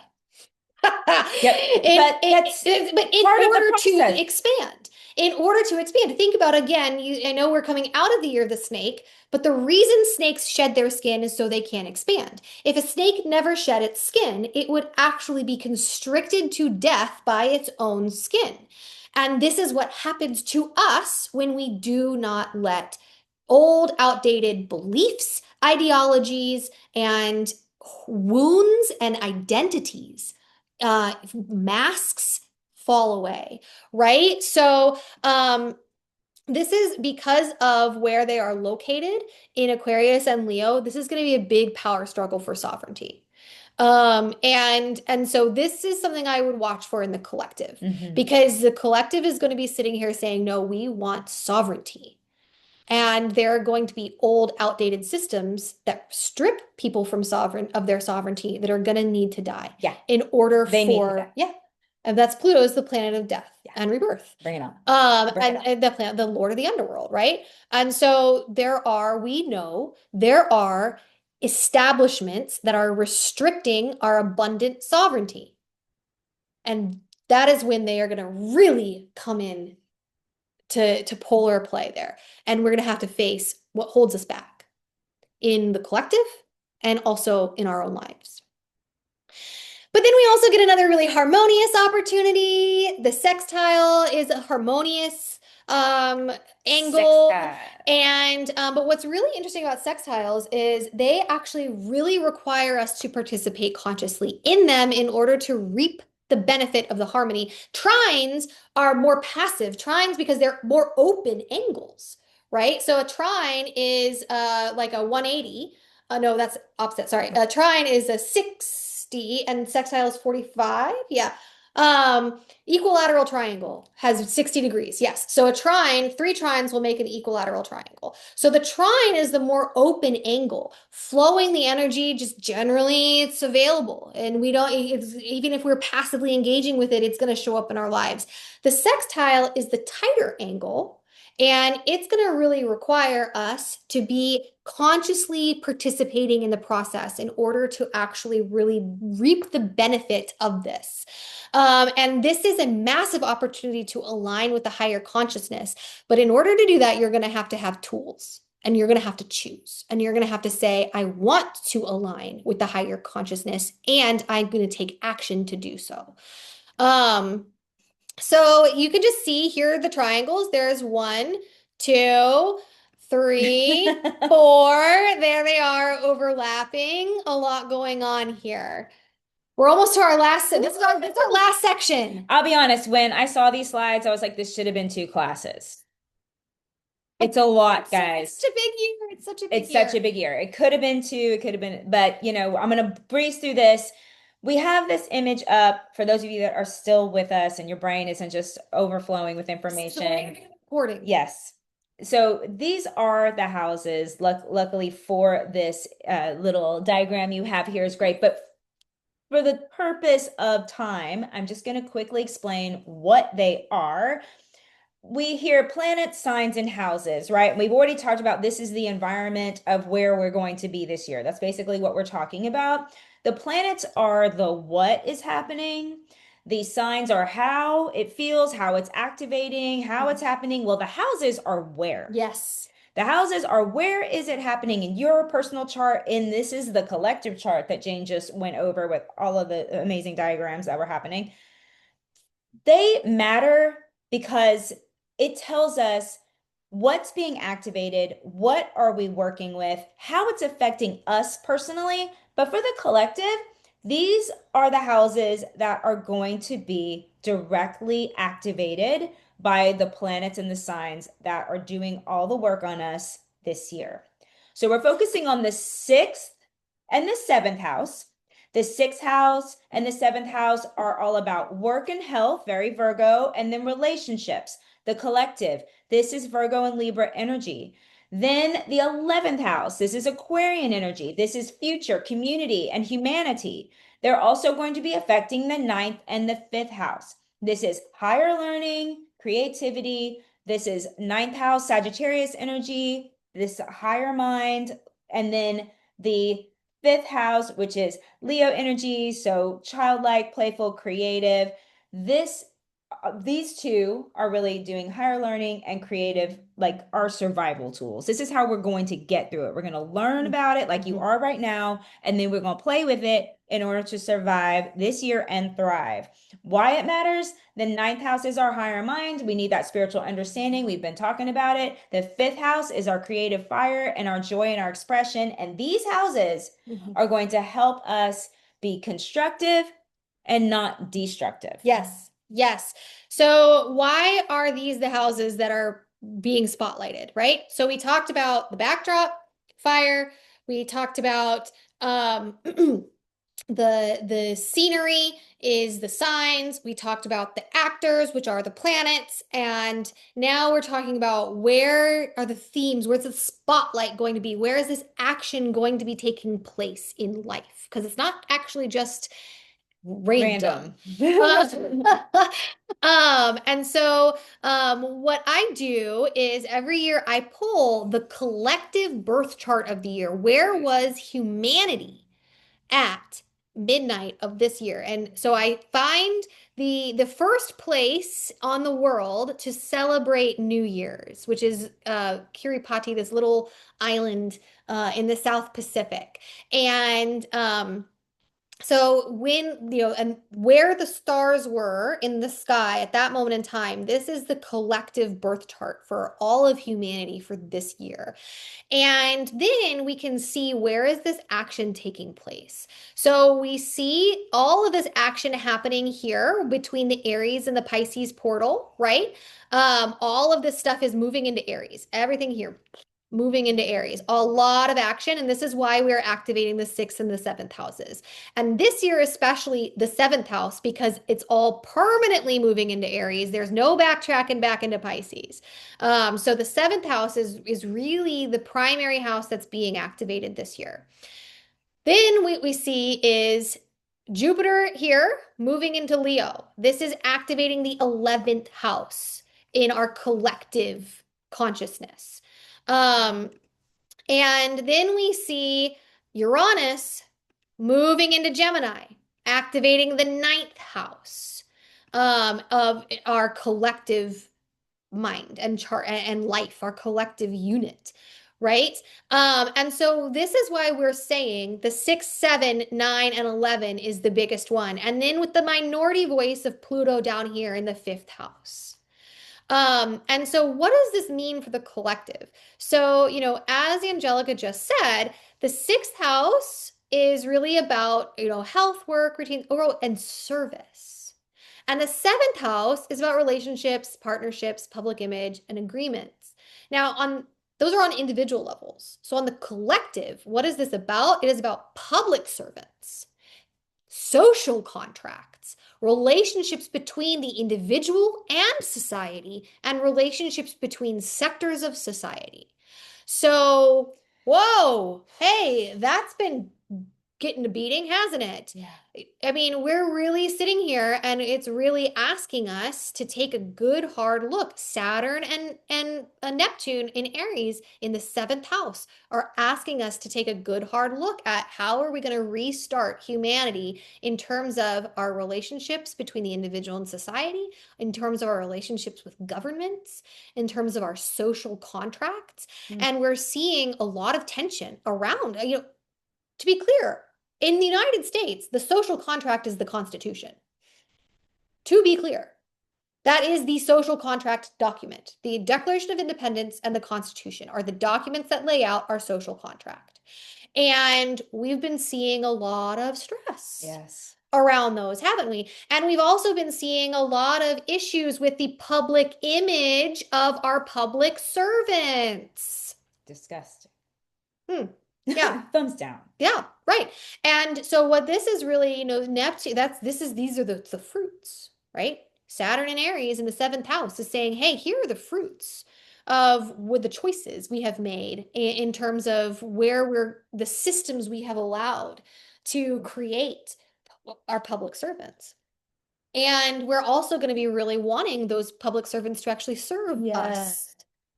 to actually serve us and serve a higher order. So this is everything that's been happening, guys, is really predicted. Hmm. It's very aligned. And it's really necessary because we have to move to a higher way of being. It's old.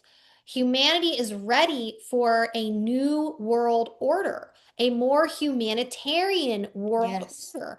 These old class systems and caste systems and the myth of social mobility, all of it needs to go. Yeah, this is the tower card in the Mhm, tarot. Is mhm. I'm really hoping that we do in our lifetimes absolutely get to see the tower crumble because it has Mhm. been built on a faulty foundation and the people at the top were not thinking about the people at the bottom and Right. they got to go. They got to go to make room so we can start taking care of each other. Because the 11th house is Yes. sitting here telling us humanitarianism. It's sitting here collectively saying all of humanity deserves worthiness. Yeah. All of humanity deserves royalty. Yeah. All humans are divine royal beings and they deserve to live in empowerment as such. Don't give up hope. No, that is where the 11th house is telling us. Jupiter moving into the 11th house is telling us this is the road to Mhm. abundance and we can have it. Yeah. But we have to listen to Uranus in the ninth house telling us it's through higher knowledge, through new belief systems, Yes. and I love how this house also governs law and ethics. Yes. And Uranus is really taking a wrecking ball by Yes. showing us where are our systems and our governing systems, our social contracts not aligned Not serving with us. the higher ethics, with the universal good. Yes. Beautiful. Incredible. So, Screenshot time. okay, here are the key dates. Yeah. And what time? Okay, what is the, Here is July. I mean, so I'm going to say an hour and 15 into wait, I don't know. Let's see. I don't know how far into this call, but about an hour and 45 minutes into this call is when you're going to find your screenshot. There it is. There it is. So we're not going to go through these dates. Most of them we've actually already talked about, but we just compiled them all here for you so you didn't have to. Jane compiled them all. Jane made all these slides, guys.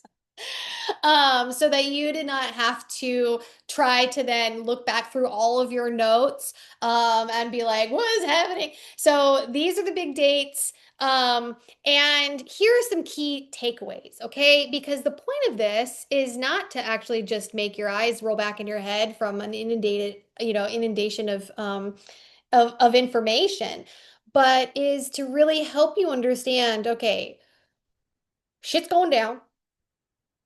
What am I going to do about it? How can I be part of the solution instead of part of the problem? Yes. How can I steer the ship instead of just being a passive participant in the ship? How can I help make the conscious movement towards where we want to go? This is the opportunity to build a new world order based on humanitarian universal good principles. Yeah.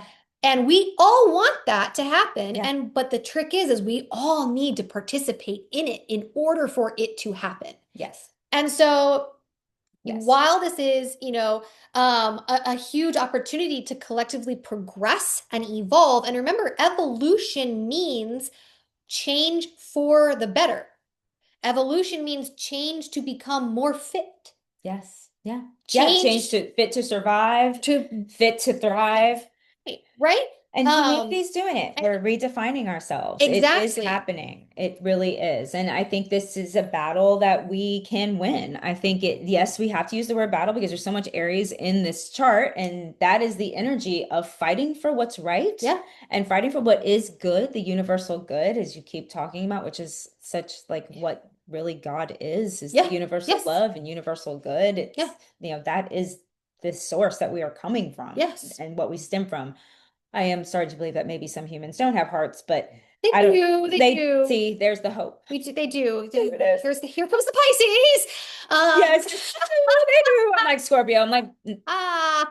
no. But Um, as we know, like we are choosing consciousness. We are being participants in this change. That is why you're here in this class, is Yes. you are literally made a choice today to participate Yes. consciously in the evolution of the collective. Yeah. Thank you. And so, how can we really do this year? So the planets are telling us the keys, and the personal planets are really telling us the keys. So we must be able to wield fire Yes. in beneficial ways Yes.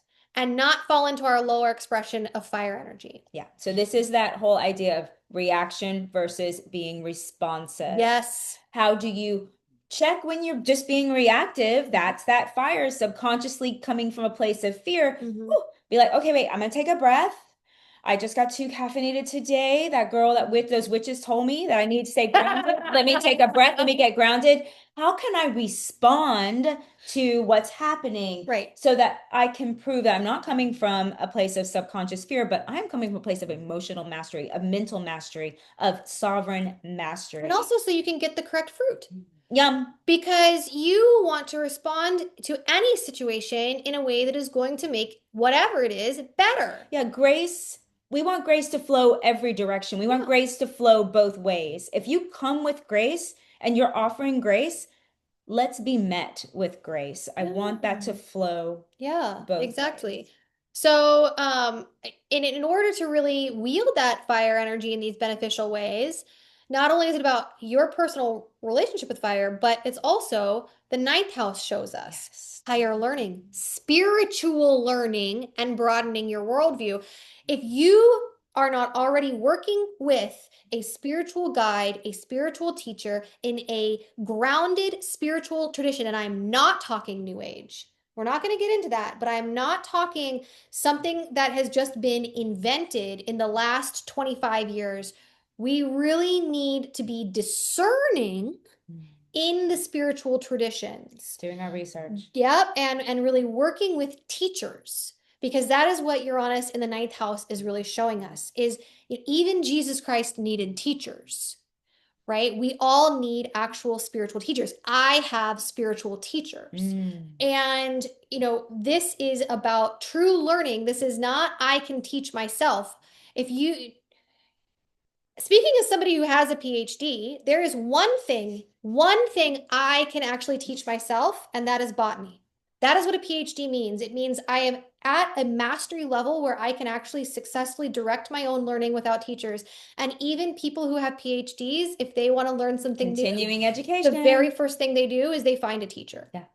So We're going to need our teams. we are going to need teams. We are going to need teachers. We are going to need to use our higher mind, which means we are going to need tools to use our higher mind. And so also using these Mercury retrogrades. Okay. So loosening that mental rigidity, healing so that we are responding instead of reacting, and purging our subconscious so that our choices are driven by what we desire and not from the shadow, Yeah. the ego, the negative ego, Yeah. right? And then finally, it actually becomes really super important that we stay positive. Yeah. And not let the darkness in because the light is coming in. The light is coming in, the light is coming in, and the shadow is being illuminated by the light. And what we need to say is, this is the light. Yes. We're not division are cracks that allow in the darkness. So we must be forming collaborations. We must be building unity in our community. And really staying, knowing hope is alive and what we are here to birth a new world. We are the midwives of the next era of humanity, and we can carry it through. Did we just wrap it up? Woo! Those of you that are still here, I can't see you, but you are amazing for staying here. We're about to be able to see you again. I'm going to stop the screen share here in a minute. Yeah, and then we can answer any questions for any of y'all, and we'll check the chat to see if anybody had any questions they had to put in there before they left the chat. Just remembering that 2026 is all about coming from a place of right action, not reaction, of choosing courage over fear and consciousness over collapse. Oh, let's take a deep breath together. So good. Ah, So good. And we're not just dumping all of this on you and then being like, peace, have yeah, fun. no, yeah, No, like we really are here to help you. And yes, while we are going to be continuing to do our own work, we already have done an enormous amount of this work. And we are more than happy to share those tools with you. yes, And so both of us, we have our independent offerings. Avalon Rises will be promoting both of our independent offerings as they come up through the year. You can find, Angelica at the Positive Movement School. You can find me at Blue Lotus, yes. or on Instagram at Dr. Jane Bradbury. If you And need continued support, yeah, guidance, tools, we're here. yes, We're here to help. exactly. And just to kind of point out a couple key classes that I am doing this spring, because I'm putting these offerings here at the time they are, so that you can have the tools you need for this year, because this is what will actually really, really, really support you. All of the things that I'm saying people need, I know how to get them. And in particular, we can look at sacred geometry, which will really help you understand what the hell all those triangles actually mean, for one. But also to create sacred protected space in your home, in wherever you're Your working. energy field. And yep, exactly. Astral travel training. Notice I put that in that first Mercury retrograde to really help Loved you that. connect to your multidimensional, interdimensional nature and be able to receive from the broader perspectives of the universe. And then this one is the massive, the big one here, the Empower Thyself class and initiation. It's a 2-day class. It teaches foundational metaphysical teachings, foundational ritual tools for you to use to align with your higher self, to live in a higher vibration. And it also changes your energetic structure to actually hold more light in this world. And I put that both on the spring equinox to harvest that Aries energy, and then also on the weekend when Uranus moves into Gemini, because if you want to have your mind blown, this is the class that will do it. Amazing. So I would invite anybody and everybody to join those classes. And I know that Angelica also, you have offerings. Yeah, a lot of you have worked with me, and I just want you to know that I've started building this really beautiful program that I'm calling Mystic Patterning Immersion. And it's where we work together from anywhere to 6 weeks to 6 months. And we come together twice a month. It's patterned to your birth chart, your numerology. Any of you that have worked with me, you already know that I guide us by that language. I use all the vocabulary of your numbers and your astrology to cater your sessions to you. The energy work is involved, movement is involved. It's been super fun with the clients that I've been doing it with, and I just want to let you know it's wide open. So if you have any questions, you can text me if you have my number, or of course you can email me at Angelica at Positive Movement School. And I'm still doing private and group sessions, still always offering some help with rituals and events. So if you got any big events coming up and you need a reader for that, I'm your girl. Love it. So, after all that, do you have any questions? Yeah, let's look at them. Let's see who's still here. Okay. Okay. Some people That's here. Hi, Yay! y'all. Look at Okay. Andy. Let's see. I think, okay. Yes. Can you offer any more details on the change that takes place on April 25th? Mm, Yeah. So that's that Uranus entering Gemini moment, right? And so admittedly, Uranus stays in signs for multiple years. Okay, so Uranus is going to be yeah, in Gemini for a while. slow moving. And the thing to remember about, and we did not get into this, amazingly, there is actually more that we could have said. But each of the signs, each of the signs has degrees because they all share 1/12 of the circle. And so they all go from 0 to 30 degrees. And each one of those degrees actually has a property associated with it. And so as Uranus moves through those degrees, how Uranus is showing up in that sign will change. And Uranus enters at 0 degrees of Gemini on April 25th.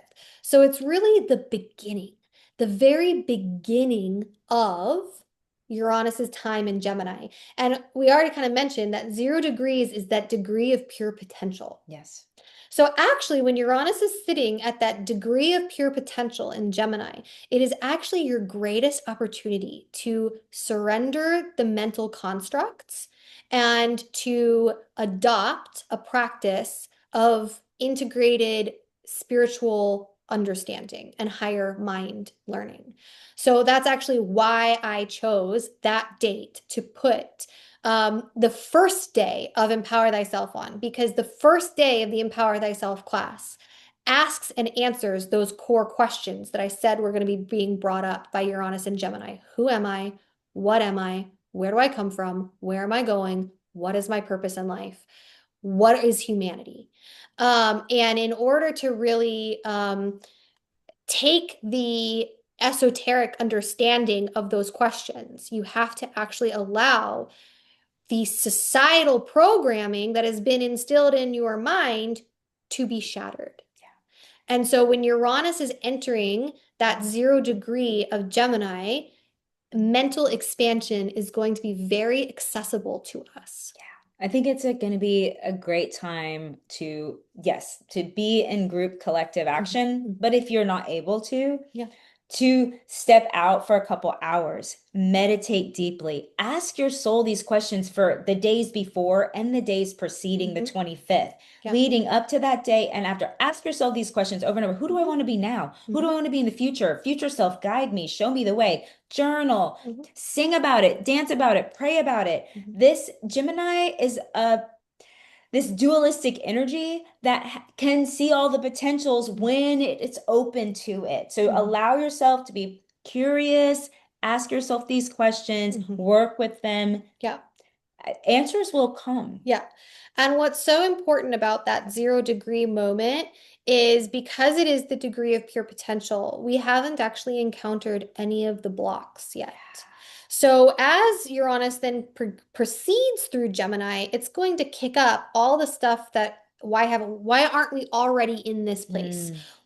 Gemini, Uranus is moving through Gemini to cause a transformation, which means that there is stuff that needs to change. If there wasn't, we would already be there. As you say that, I think about the Gemini. One of their downfalls is FOMO, the fear of missing out. And there could be those moments where you just get stuck in the past. You get stuck in why isn't it already? Why haven't I done it? And instead of having that FOMO for what didn't happen or what might happen, be present, be grounded, and listen.